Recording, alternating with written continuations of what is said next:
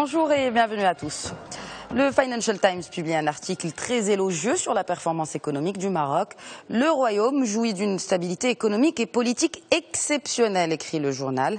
L'article revient sur les performances positives des secteurs touristiques et automobiles en citant plusieurs analystes. Le Financial Times souligne que l'économie marocaine allait se maintenir sur un trend haussier, ce qui joue bien sûr en faveur du pays auprès des investisseurs, mais aussi et surtout auprès de ses créanciers.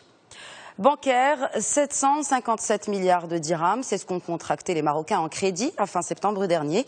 Un chiffre en timide hausse par rapport à 2013. Par ailleurs, le taux de rejet d'échecs s'est hissé de 0,3 points et il atteint 2,68%.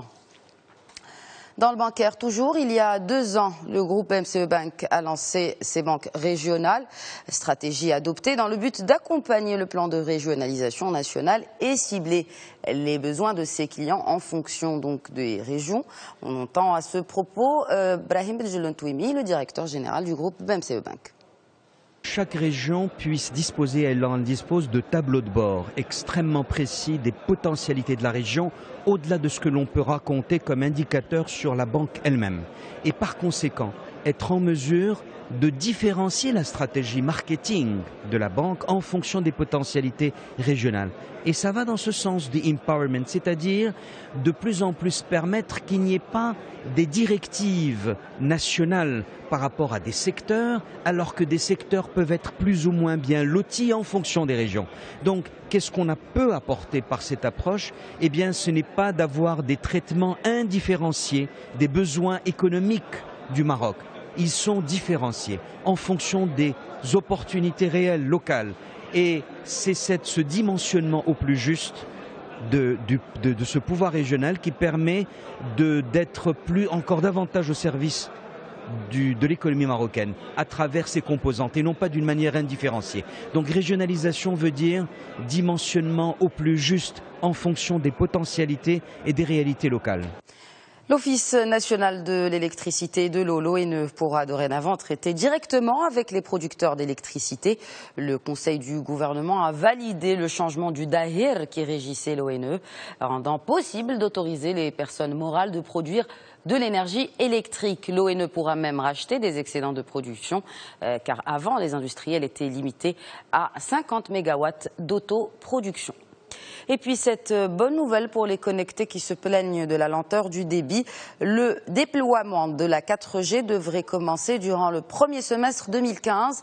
Le directeur général de l'Agence nationale de réglementation des télécoms a confirmé que l'appel d'offres devrait démarrer avant la fin de l'année. Notez aussi que Maroc Télécom a testé à Rabat avec succès un pilote de la 4G avec des débits supérieurs à 140 mégabits par seconde. Et l'opérateur mènera des tests similaires dans d'autres villes marocaines, sans oublier que le groupe Maroc Télécom a d'ores et déjà lancé la 4G au Gabon via sa filiale dans le pays. Et au Cameroun, Maroc Télécom chercherait un partenaire capitalistique et technique pour lancer son activité mobile camerounaise. Petro Maroc Corporation compte poursuivre ses opérations d'exploration au Maroc. À cet effet, le pétro-gazier canadien compte lever jusqu'à 6 millions de dollars. Petro Maroc Corporation concentre ses opérations sur les licences de Sidi Moussa, Foumdra et Zag. Le groupe a enregistré des résultats qualifiés de prometteurs dans l'exploration, surtout à Sidi Moukhtar. Change la monnaie européenne dévisse face au billet vert. L'euro se maintient difficilement au-dessus de la barre d'1,25 $. Il s'agit plus d'un épisode de force du dollar que de faiblesse de l'euro, explique un analyste. En effet, le billet vert a profité de la décision mercredi dernier de la Réserve fédérale d'arrêter son soutien monétaire à l'économie US.